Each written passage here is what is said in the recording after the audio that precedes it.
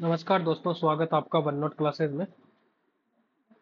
आज हम इस क्लास में डिस्कस करेंगे जो इम्पोर्टेंट जजमेंट है सुप्रीम कोर्ट के। वो सारे जजमेंट हम इस क्लास में डिस्कस करने जा रहे हैं। और इससे पहले हम ये 16वां अपना जजमेंट है। 15 जजमेंट हम पिछली क्लास में क्लास 10 में हमने कवर कर लिया है, और ये 16वां जजमेंट है। तो इसका नाम है इंदिरा स्वामी वर्सेस भारत संघवाद। ठीक है। और पृष्ठभूमि क्या है इस बात की, ये मामला 1992 का था और इसमें सरकारी नौकरियों और शैक्षणिक संस्थानों में आरक्षण के मुद्दों पर चर्चा की गई थी। इंदिरा साहनी, ठीक है, इंदिरा साहनी ने, स्वामी नहीं है, साहनी का ये इंदिरा साहनी ने यह मामला दायर किया था, जिसमें उन्होंने शैक्षणिक संस्थानों में आरक्षण की सीमाओं को चुनौती दी थी। ठीक है।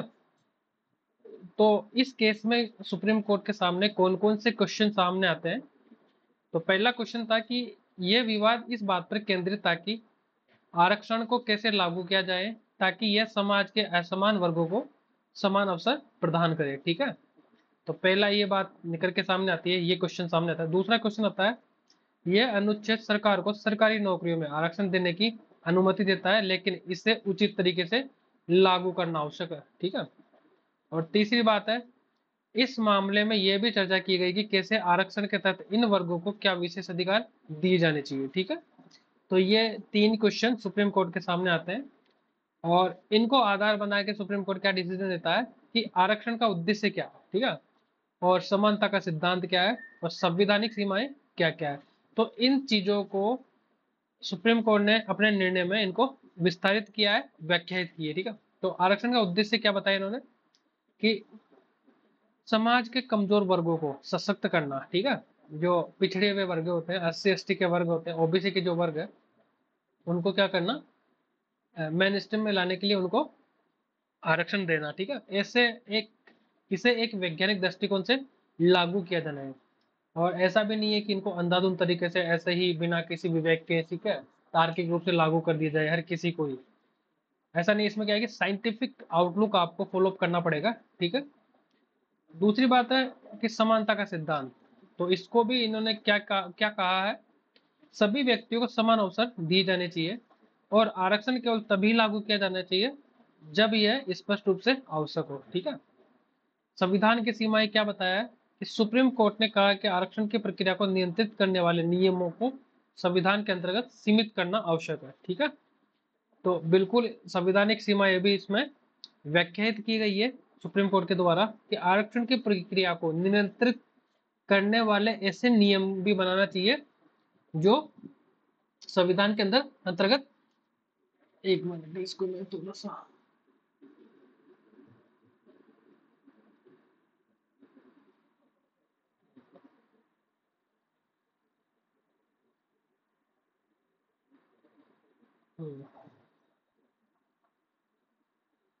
इस फैसले ने आरक्षण के नियमों और उनके कार्यान्वयन को स्पष्ट किया और यह सुनिश्चित किया कि सभी वर्गों को समान अवसर मिले। इसके परिणाम स्वरूप यह निर्णय भारतीय समाज में आरक्षण के विषय पर व्यापक प्रभाव डालने वाला बना। ठीक है। तो इंदिरा साहनी 2 का ये मामला इसे कहा जाता है और समानता के सिद्धांत पर को ये एक्सप्लेन करता है। ठीक है। तो ये पूरा इंदिरा साहनी का मामला था। नेक्स्ट केस आता अपना ऑल इंडिया जजेस एसोसिएशन वर्सेस भारत संघ। ठीक है। तो इस जज की पृष्ठभूमि क्या क्या है, यह मामला भारत की न्यायपालिका की स्वतंत्रता और न्यायिक प्रणाली की कार्यप्रणाली से संबंधित था।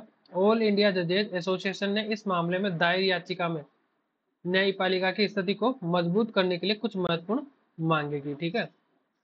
तो बैकग्राउंड ये है इस केस का और क्या क्या क्वेश्चन इसके सामने आए थे कि याचिका में न्यायपालिका की स्वतंत्रता की सुरक्षा और सुदृढ़ीकरण की मांग की गई। ठीक है। तो फ्रीडम की बात की गई है, किसकी, जुडिशरी की, और इसके साथ साथ सिक्योरिटी की, और इसके साथ साथ एक डिटर्मिनेशन होना चाहिए जुडिशरी में भी। तो ये क्वेश्चन इसमें निकल के सामने आता है। और दूसरी बात आती है कि न्यायिक प्रशासन क्या चीज है। ये मुद्दा भी उठाया गया है कि न्यायिक पालिका के प्रशासनिक सुधारों की आवश्यकता है। ठीक है, न्यायपालिका में भी जो एडमिनिस्ट्रेटिव रिफॉर्म्स है वो होना जरूरी है। ठीक है, ताकि न्यायाधीशों की कार्यप्रणाली में पारदर्शिता और जवाबदेही सुनिश्चित हो सके। ठीक है, तो एडमिनिस्ट्रेटिव जो रिफॉर्म्स है वो इस वजह से जरूरी है कि ट्रांसपेरेंसी और जो रेस्पॉन्सिबिलिटी है, अकाउंटेबिलिटी, वो इंश्योर हो सके। ठीक है, जजों के सेवा के अधिकार, तो इसमें सुप्रीम कोर्ट ने क्या कहा है कि अधिकार और उनकी सुरक्षा सुनिश्चित करने के लिए आवश्यक उपायों की मांग की गई है। ठीक है, तो डिसीजन आता है सुप्रीम कोर्ट का इस मामले में। न्यायपालिका की स्वतंत्रता की सुरक्षा कैसे की है सुप्रीम कोर्ट ने। न्यायपालिका का स्वतंत्र होना लोकतंत्र का एक महत्वपूर्ण तत्व है। इसे सुनिश्चित करने के लिए आवश्यक उपायों को लागू किया जाना चाहिए। ठीक है, न्यायिक प्रशासन में सुधार, तो कोर्ट ने भी इस संबंध में कहा है कि न्यायिक प्रशासन को बेहतर बनाने के लिए ठोस कदम उठाए जाने चाहिए, जैसे कि जजों की नियुक्ति, उनकी कार्यप्रणाली में सुधार। ठीक है, जजों के अधिकार, जजों के सेवा के अधिकारों की सुरक्षा को सुनिश्चित करने के लिए कानून और नियमों को प्रभावी ढंग से लागू किया जाना चाहिए। ठीक है, महत्व क्या है इस केस का। इस मामले ने भारतीय न्यायपालिका की स्वतंत्रता और जजों के अधिकारों को सुनिश्चित करने में महत्वपूर्ण भूमिका निभाई। इससे न्यायिक प्रणाली में सुधार की आवश्यकता पर जोर दिया और न्यायपालिका के प्रति जनता का विश्वास बढ़ाने में मदद की। इसके परिणाम स्वरूप यह निर्णय न्यायिक प्रणाली में सुधार और पारदर्शिता की दिशा में एक महत्वपूर्ण कदम बना। ठीक है, तो ये पूरा मामला किससे संबंधित था, स्वतंत्र न्यायिक प्रणाली से संबंधित था। और केस का नाम ऑल इंडिया जजेस association versus union of India 2001 का ये मामला था। पृष्ठभूमि में मैंने आपके सामने रख दी है। ठीक है, और क्वेश्चन क्या क्या इसके सामने आए कोर्ट के सामने, और उनका रिजोल्यूशन कैसे किया, डिसीजन में क्या मामला था। ठीक है, तो ये हमने। अब आते हैं 18 नंबरों का क्वेश्चन है, कुलदीप नायर वर्सेस भारत संघवाद 2006 का ये मामला है। क्या पृष्ठभूमि है इस केस की। अनुच्छेद 370 की वैधता, उसके तहत जम्मू और कश्मीर राज्य के विशेष अधिकारों से संबंधित था। कुलदीप नायर एक वरिष्ठ पत्रकार और सामाजिक कार्यकर्ता ने इस मामले में याचिका दायर की थी। ठीक है, तो ये चुनौती देता है किसको, 370 की, जो आर्टिकल 370 है उसकी वैधता को। ठीक है, तो अब तो ये 2019 के अंदर 5 अगस्त इसको नल एंड वॉइड कर दिया। मुख्य मुद्दे क्या क्या थे इसके। अनुच्छेद 370 की वैधता, याचिका में अनुच्छेद 370 की वैधता को चुनौती दी गई, जो जम्मू और कश्मीर को विशेष स्थिति प्रदान करता है। इसे भारतीय संविधान से हटाने की आवश्यकता पर चर्चा की गई। ठीक है, चर्चा की विशेष स्थिति क्या रही, यह मुद्दा उठाया गया कि क्या राज्य के विशेष अधिकारों को संशोधित किया जा सकता है या नहीं। ठीक है, दूसरा क्वेश्चन ये था सुप्रीम कोर्ट के सामने। तीसरा क्वेश्चन था कि 370 का प्रावधान भारत के संविधान के अन्य प्रावधानों के साथ कैसे सामंजस्य स्थापित करता है। ठीक है, कि इक्वल है या नहीं है, या फिर बाकी राज्यों के साथ अन्याय हो रहा है या नहीं है, समानता के सिद्धांत पर है या नहीं है। ठीक है, क्या, या फिर जम्मू कश्मीर को स्पेशल राइट दिया जा रहा है, या फिर कई सारे क्वेश्चन इसके सामने निकल के आए। तो इस क्वेश्चन के आधार पर सुप्रीम कोर्ट क्या डिसीजन देता है। 370 की वैधता पर सुप्रीम कोर्ट कहता है कि 370 को संवैधानिक रूप से वैध माना। ठीक है, इस मामले में, और यह कहते हुए इसे केवल संसद की सहमति से संशोधित या हटाया जा सकता है। ठीक है, तो संसद के ऊपर ये सारा भार सौंप दिया था इस केस के अंदर। तो इसी केस को राज्य की विशेष स्थिति, कोर्ट ने यह स्पष्ट किया कि जम्मू और कश्मीर राज्य की विशेष स्थिति भारतीय संघ के एक महत्वपूर्ण हिस्से के रूप में बनी रहनी चाहिए। ठीक है, तीसरा क्या डिसीजन है, तीसरा डिसीजन है, कोर्ट ने कहा है कि अनुच्छेद 370 को संविधान के अन्य प्रावधानों के साथ सामंजस्यपूर्ण तरीके से लागू किया जाना चाहिए, ताकि राज्य की विशेष स्थिति और संघ की एकता दोनों को बनाए रखा जा सके। ठीक है, महत्व क्या है इस केस का। ठीक है, इस निर्णय ने अनुच्छेद 370 की स्थिति को स्पष्ट किया, भारतीय संविधान की संरचना में जम्मू और कश्मीर की विशेष स्थिति की रक्षा की। इसने यह भी सुनिश्चित किया कि राज्य के विशेष अधिकारों के संदर्भ में किसी भी बदलाव के लिए उचित प्रक्रियाओं का पालन किया जाना चाहिए यह मामला भारतीय संविधान और भारतीय राजनीति और संविधान के महत्वपूर्ण मुद्दे पर गहरा प्रभाव डालने वाला साबित हुआ। तो यह फिर किस चीज का सुनिश्चित करता है? लोकतंत्र इंडिया का और स्वतंत्र और निष्पक्ष निर्वाचन को। ठीक है, नेक्स्ट केस पे आते हैं अपन, एस नागराज बनाम भारत संघवाद। ठीक है, 2006 का, ये एस नहीं है, एम है। ठीक है, एम नागराज। ठीक है, क्या पृष्ठभूमि है इस केस की?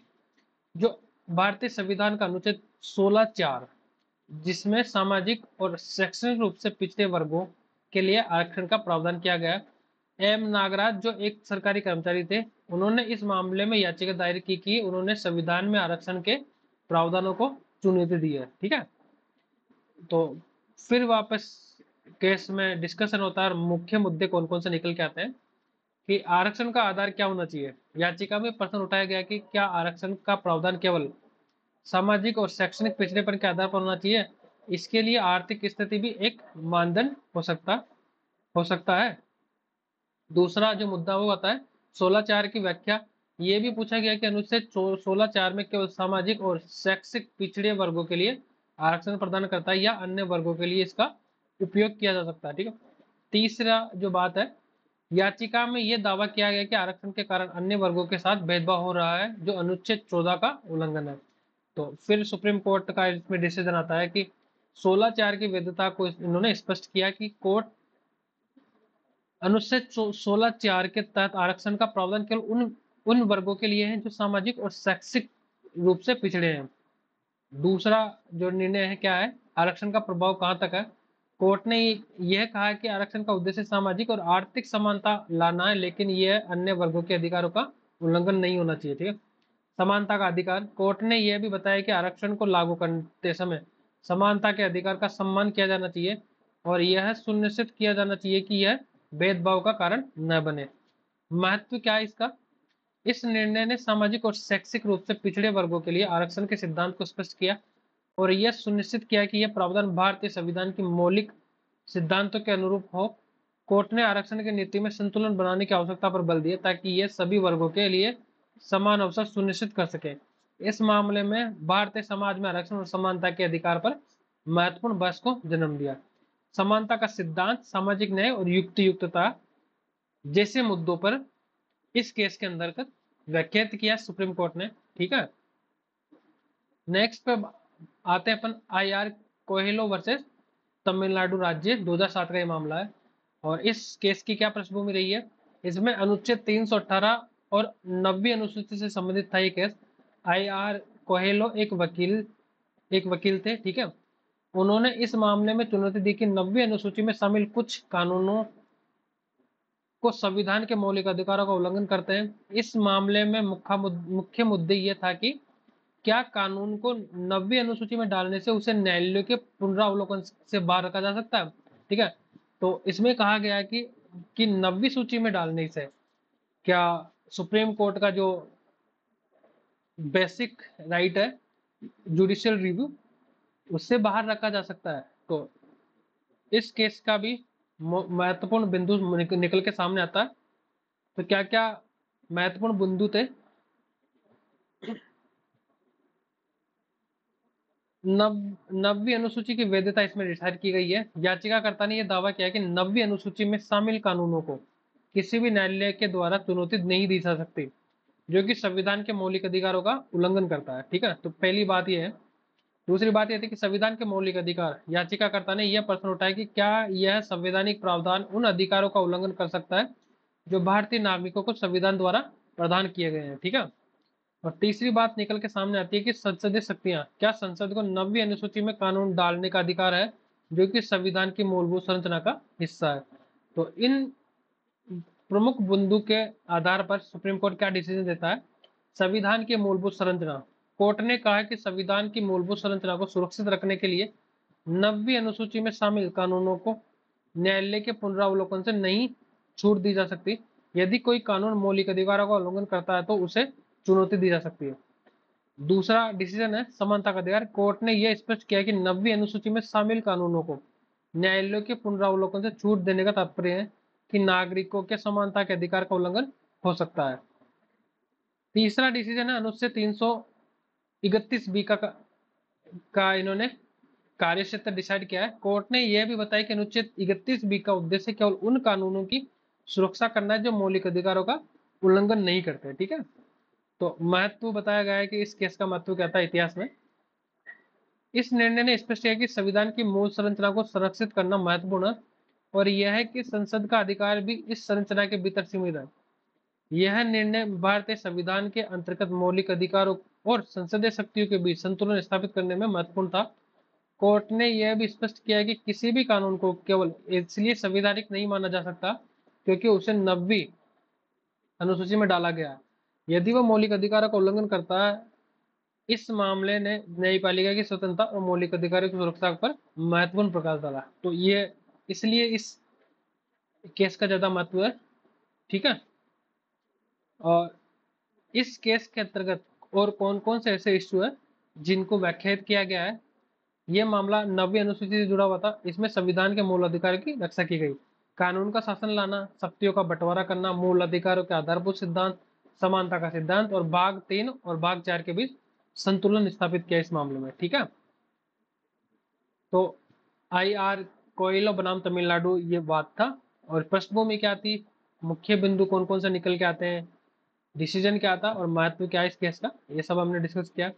नेक्स्ट केस पे आते हैं, राम जेठमलानी वर्सेस भारत संघवाद 2011 का ये मामला है। पृष्ठभूमि क्या है इसकी, यह मामला भारतीय संसद द्वारा पारित एक अधिनियम से संबंधित था जिसमें यह प्रावधान था कि किसी व्यक्ति ने एक निश्चित समय सीमा के भीतर अपने वार्षिक रिटर्न दाखिल नहीं किए तो उससे अपने लाइसेंस से वंचित किया जा सकता है। राम जेठमलानी ने जो एक प्रमुख वकील और राजनीतिज्ञ हैं ने इस अधिनियम को चुनौती दी।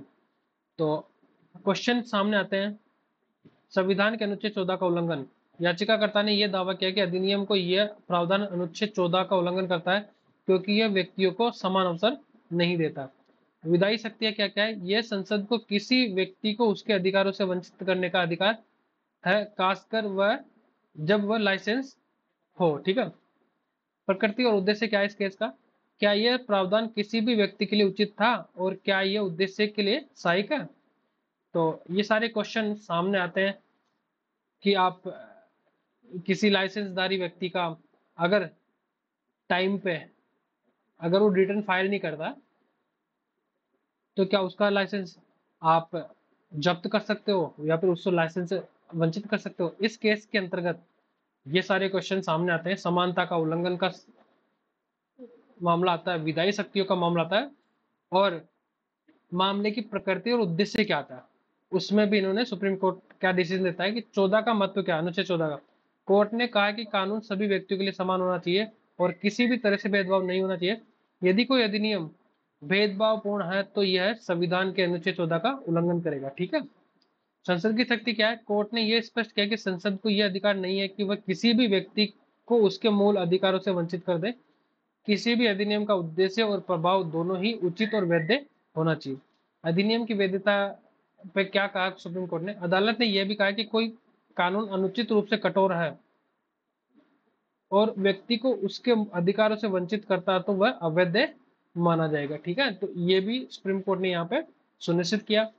महत्व क्या है इस मामले का, इस मामले ने यह स्पष्ट किया कि भारतीय संविधान के मौलिक अधिकारों का संरक्षण अत्यंत महत्वपूर्ण है और यह कि संसद की शक्तियां भी सीमित है।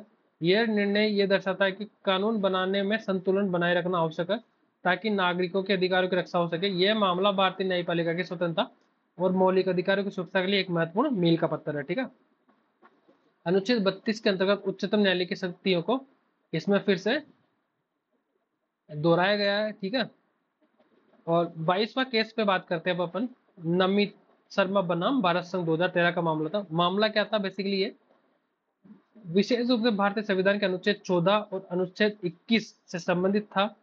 याचिकाकर्ता ने केंद्र सरकार की उस नीति को चुनौती दी जो कुछ विशेष सेवाओं में आरक्षण प्रदान करती है। ठीक है,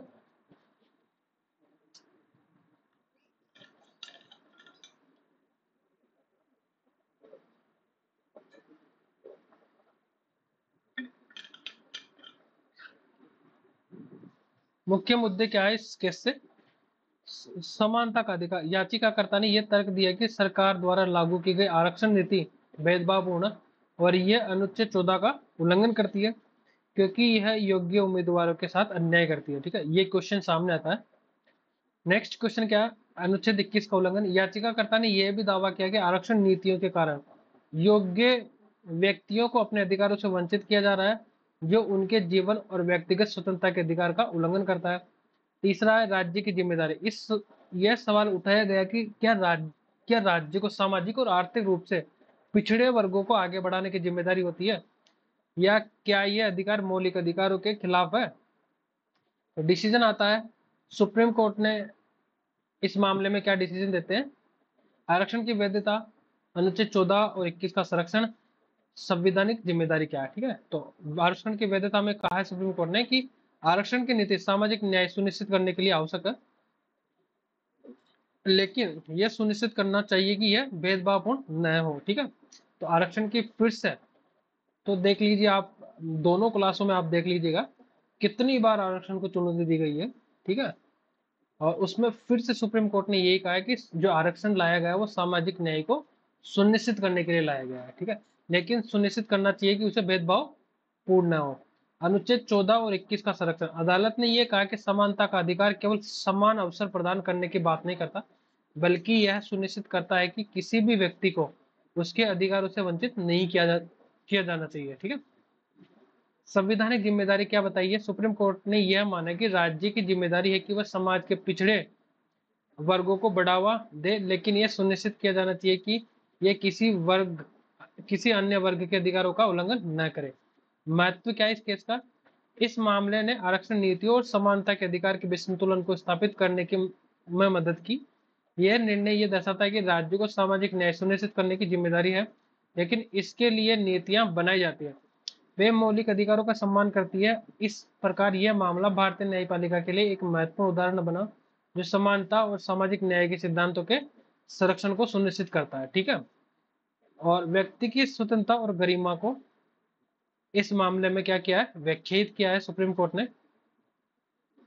तो कहने का मतलब यह है कि जैसे पृष्ठभूमि क्या है इस मामले की, आरक्षण को फिर से इसमें चुनौती दी गई और अनुच्छेद 14 और 21 के आधार पर चैलेंज किया गया। ठीक है, और फिर से सुप्रीम कोर्ट ने इसमें 21 और 14 को लेके क्लेरिफाई किया कि क्या क्या चीजें होनी चाहिए और क्या क्या नहीं होनी चाहिए। ठीक है, संवैधानिक जिम्मेदारी सुप्रीम कोर्ट ने राज्य की फिक्स की है, आरक्षण की वैधता को फिर से दोहराया है। ठीक है, नेक्स्ट आते हैं हम 23वां जो है, मद्रास कर एसोसिएशन बनाम भारत संघवाद 2014 का मामला है। ठीक है, और ये लास्ट अपना जो इम्पोर्टेंट जजमेंट का ये जो दो वीडियो है, इसमें ये सबसे लास्ट का केस है और 2014 का ये मामला है। पृष्ठभूमि क्या है इस मामले की? मुख्य रूप से भारतीय संविधान के अनुच्छेद 14 और 19 से संबंधित याचिकाकर्ता मद्रास टैक्स एसोसिएशन ने कराधान संबंधी कानूनों में संशोधन को चुनौती दी, जिसमें कुछ विशेष प्रावधान थे। तो क्या मुद्दे निकल के सामने आते हैं? समानता का अधिकार में क्या आता है? याचिकाकर्ता ने यह तर्क दिया कि संशोधित कराधान कानून भेदभावपूर्ण थे, ये अनुच्छेद 14 का उल्लंघन करते हैं, क्योंकि ये कुछ व्यवसायों को अन्य व्यवसायों की तुलना में अधिक फायदेमंद बनाते हैं। ठीक है, तो इस आधार पर भी आपको सुप्रीम कोर्ट जा सकते हो। ठीक है, अनुच्छेद 14 का क्या उल्लंघन है? अनुच्छेद 19 का यह सवाल उठाया गया कि क्या कराधान नीतियों के तहत व्यवसायों के लिए अनुकूल परिस्थितियों का निर्माण करना किसी की अभिव्यक्ति की स्वतंत्रता को सीमित करता है। ठीक है, तो ये भी क्वेश्चन पूछा गया है। कानून की विवेचना, याचिकाकर्ता ने यह भी दावा किया कि यदि किसी विशेष व्यवसायी को विशेष अधिकार या छूटें दी जाती है, तो यह अन्य व्यवसायों के लिए समान अवसर को बाधित करता है या नहीं। ठीक है, तो सुप्रीम कोर्ट ने इस मामले में इन निम्नलिखित बिंदुओं पर निर्णय दिया है कि संविधान के अनुच्छेद 14 की व्याख्या फिर से करता है। अदालत ने स्पष्ट किया कि समानता का अधिकार न केवल समान उपचार की बात करता, बल्कि यह सुनिश्चित करता है कि किसी भी व्यक्ति या वर्ग को अन्य की तुलना में भेदभाव का सामना नहीं करना पड़े। दूसरी बात आती है व्यापार की स्वतंत्रता। कोर्ट ने यह कहा कि व्यवसायों को अपनी गतिविधियों को स्वतंत्रता के साथ संचालित करने का अधिकार है और कराधान नीतियों को इस स्वतंत्रता को सीमित नहीं करना चाहिए। कानूनी मानक क्या है? अदालत ने यह निर्णय लिया है कि किसी भी कानून को पारित करते समय यह सुनिश्चित किया जाना चाहिए कि वह संवैधानिक मानकों के अनुरूप हो और यह समानता के सिद्धांत का उल्लंघन न करे। ठीक है। तो ये निर्णय दिया था कि कानूनी मानक भी इन्होंने डिसाइड किए, व्यापार की स्वतंत्रता भी सुप्रीम कोर्ट ने डिसाइड किया है। संविधान के अनुच्छेद 14 का फिर से इन्होंने एक्सप्लेनेशन दिया इस मामले में। महत्व क्या है, इस मामले ने भारतीय संविधान के तहत समानता और स्वतंत्रता के अधिकारों के बीच संतुलन, ठीक है, स्थापित करने की में मदद की। यह निर्णय यह दर्शाता है कि कराधान नीतियों को लागू करते समय भेदभाव से बचने के लिए सावधानी बरतनी चाहिए, ताकि यह सुनिश्चित किया जा सके कि सभी नागरिकों को समान अवसर मिले। यह मामला भारतीय न्यायपालिका में समानता के अधिकार के महत्व को मजबूत करता है, ठीक है। तो फिर इसमें सुनिश्चित करता है कि न्यायिक पुनरावलोकन अनुच्छेद 226 और 227 के अंतर्गत उच्च न्यायालय की शक्तियां फिर से इस केस में दोहराई गई है, ठीक है। तो ये केस आता है आपके अनुच्छेद 19 और 14 को लेके। फिर से सुप्रीम कोर्ट फिर डिसीजन देता है इस मामले में। और ये इम्पोर्टेंट केस की ये दो क्लासें मैंने अलग से बनाई है, तो बहुत इंपॉर्टेंट है मेंस की दृष्टि से। प्रीलिम्स में तो कोई खास कर ऐसे क्वेश्चन नहीं पूछे जाते, लेकिन मेंस की दृष्टि से बहुत ज्यादा इंपॉर्टेंट है, ठीक है। तो क्लास को हम यहीं पे सम अप करते हैं दोस्तों। चैनल को आप सब्सक्राइब कर लीजिएगा, और वीडियो को आप शेयर करना चाहो तो कर सकते हो, ठीक है। आपकी मैं केस पढ़ा रहा हूँ और आपके सामने शर्तें रखूँ मैं, इम्पॉसिबल, ठीक है। तो ये आपकी स्वतंत्रता, आप करो करो तो कर सकते हो, नहीं तो नहीं कर सकते, ठीक है।